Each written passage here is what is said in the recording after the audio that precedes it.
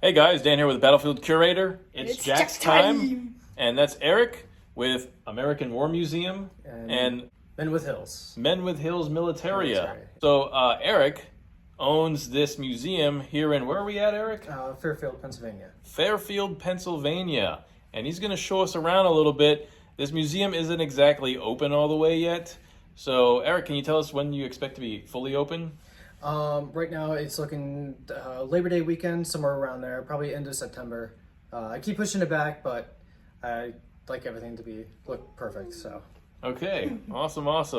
So we're going to take a little mini tour, an exclusive mini tour of this brand new museum up and coming in Fairfield, Pennsylvania. It's actually not too far from Gettysburg, so let's check it out. All right, so what do we got here? Oh, this is the main aviation exhibit, and we have three different pilots' uniforms, with one that is an aerial photographer with Air Squadron 11. Huh, that's pretty cool. Which one is the photographer's uniform? That's the one back here. Okay, back there, okay. It's pretty awesome. Yeah, he's an enlisted guy.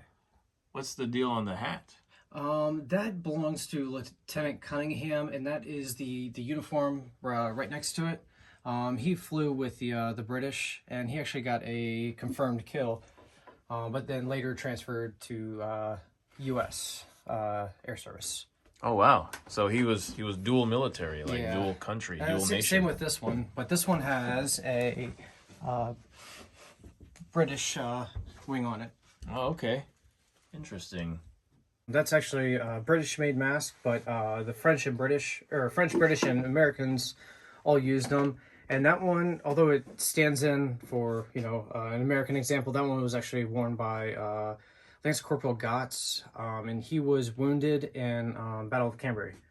So, oh, wow. So it's actually named. Yeah, and it's actually cut off in the back, and there's the straps that would hold it to his head. And there's a little bit of blood on the straps, which kind of adds more to the story. Cool. Yeah. All right. Yeah, that's my favorite, and that is a Type 8 experimental helmet. It's well known because of the visor, and it's just very ominous looking, very medieval look to it, and then just a collection of the other different experimental helmets from World War I. So Type 2, Type 5, and your Liberty Bell, and then there's also the Wilmer Eye Shield, and the light breast body armor, painted with the horizon blue. About how big do you think your museum is? It's 2,000 square feet, so 2 floors, 1,000 each on the bottom and the second floor. How many artifacts do you think you have in here? Oh, I haven't stopped to think about that. I'd say probably about 1,000 artifacts, give or take, somewhere around there. Well, this was my grandfather's collection right here, so everything pretty much Civil War. I've threw a few books in there, and then all the other books I've collected. Some good many of those down there were donated. This Carl Nelson, he was actually killed, or he died, actually within a month of enlisting. He died of lobar pneumonia in 1918. I can't remember the exact date, wow. But he was a replacement, and yeah, unfortunately, he didn't. It only lasted a month before he succumbed to Spanish flu. So, World War I or Spanish-American War. Wow, a bunch of newspapers, yeah. No, yeah, that's Armistice Day. Wow, that's dating November 11th, yeah, for that one. But yeah, there's some older ones in here from like the 1801. I think that's the earliest dated one. Really? There's a newspaper from 1801. Yeah. Yeah, this one. Yeah, 1801 on this one. And what is the story on this one from 1801? I haven't read through this one yet. Oh, really? But yeah, there's that one, and then here's another one, 1801. But let me see, it's just jam-packed, filled with newspapers. Wow. So somebody had a collection of newspapers. Yeah. Oh, 1814, 1813. So yeah. Interesting. This is a cruise missile piece that I recently brought back from Ukraine. But this is what we believe to be a Russian cruise missile. The skin of it does have the serial number up here. Wow. But yeah, this was picked up in the Donbass area recently. Yeah. So Eric just came back from Ukraine as a volunteer for about a month.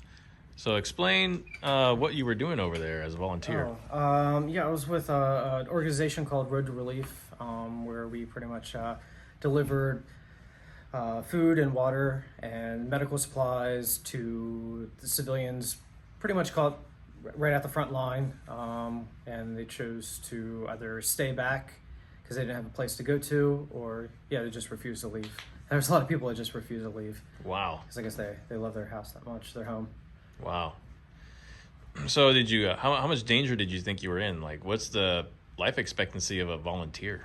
Well, the organization I was in, no one was killed so far in the war. I think everyone's pretty safe for the most part. But yeah, there's a lot of volunteers that are killed over there, unfortunately. But it's all part of the job. Would you do it again? Would you go over there again as a volunteer?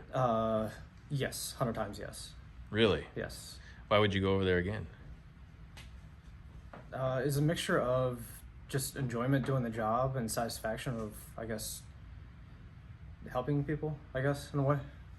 Awesome. Yeah. So this is the uniform of Captain B. Osborne. Osborne flew actually in Mexico against Pancho Villa with the 1st Aero Squadron. So he was one of the first aviators. I think he was number 13, I believe. I have to double check that. But he was the first aviator in the Kentucky National Guard. And yeah, he went over to France. And with the 1st Aero Squadron, but then he got shifted over because he was so, I guess he was a good flyer, but he did more of the repair and like ferrying aircraft around. So Okay. he was one of the earliest pilots.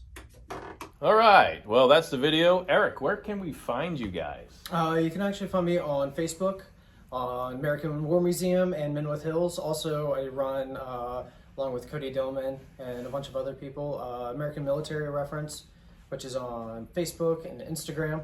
So And you have auction of military historical items, is that correct? yes, that's on Menwith Hills. And that helps fund the museum, Fund doesn't it? the museum and pay those pesky bills. Oh, wow. All right. So go check them out. And, you know, if you see something you like on one of their auctions, you could probably buy it. And, you know, it's Best historical prices. and you're probably going to get a really good price on it. Yeah, exactly. I was about to say, you know, it's not too often you find some of these relics. And he takes the time to go and find them. And it helps his museum out and helps him out. So without further ado, and as I always like to say, be sure to learn history and curate history. Pulverize the like button. Make it a great day. Also, make sure to subscribe to It's Jack's Time.